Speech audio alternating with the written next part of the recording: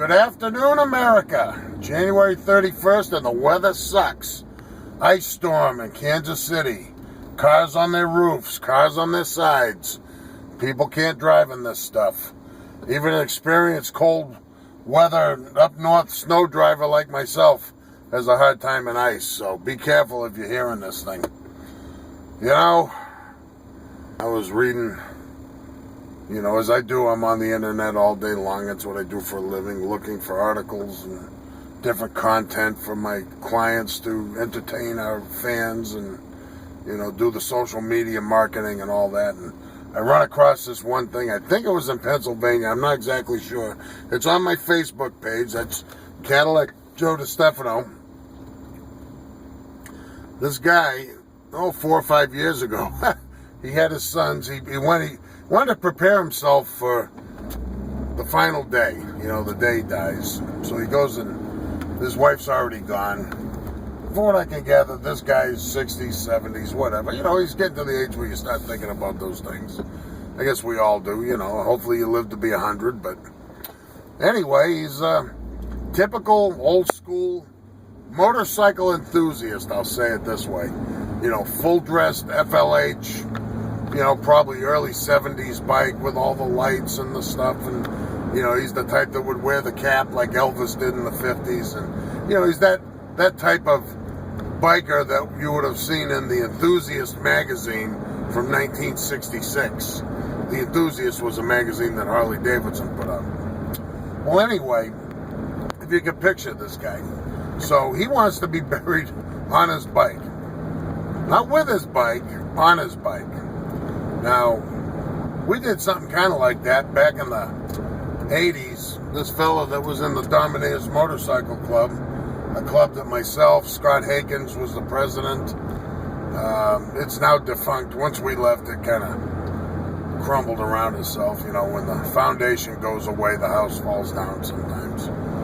But a lot of the guys are around, they're good guys, But anyway, long story short, one of the members had gotten into a bike accident and died. His name was Jay. I think he was from Framingham area. Well, he wanted to be buried with his bike, and sure enough, buried him with the bike.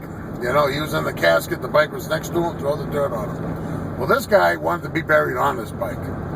So he had his sons build him a coffin, see-through coffin, plexiglass, wood, and all this, and it would then go down, be lowered down into a big septic tank, brand new one, because he needed something that big to hold this thing.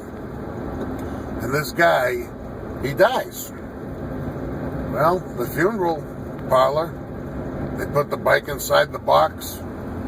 They stuff the guy, they embalm him, whatever the hell it is they do. They've got him dressed in his leathers and his helmet and everything, and they put him right on the motorcycle. And it is the most bizarre thing you've ever seen. And he's on that bike in this see-through thing. And his funeral was outdoors, so all his biker pals could come, and they see him on this bike, and then they lower him down in there. Pretty bizarre. I've seen a lot of weird things, but this was pretty strange. Remember, go to my Facebook page, Joe DeStefano, Cadillac Joe DeStefano. It's on there. It's wild. If you're seeing this on Facebook, then just scroll down. It's down there somewhere. I put it up there today. So that's that.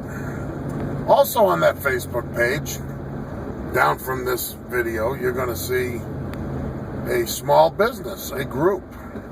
It's like 6-8 people. They work at a body shop in Pennsylvania.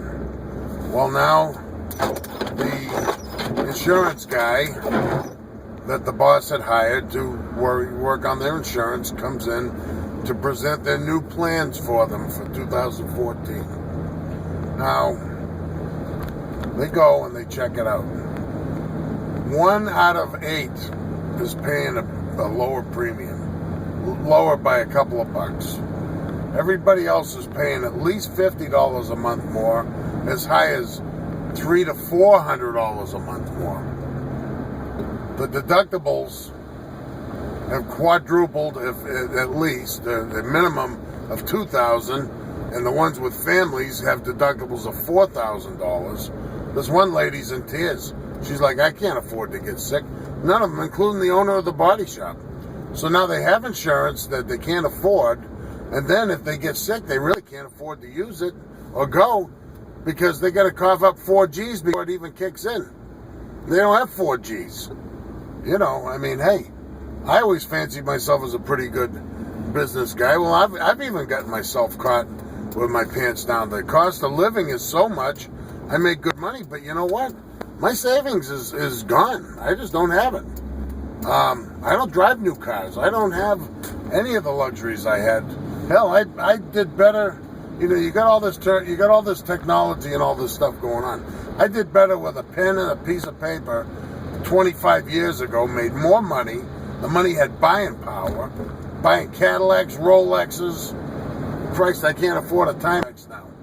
It's. I tell you, the world's coming to an end. It's a damn shame. You know, you work your ass off. You make $150,000 a year. You can't even afford a new car.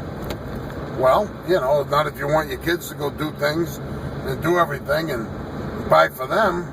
It's insane. This is, you know, what the hell's a regular working guy do that's making $12 an hour?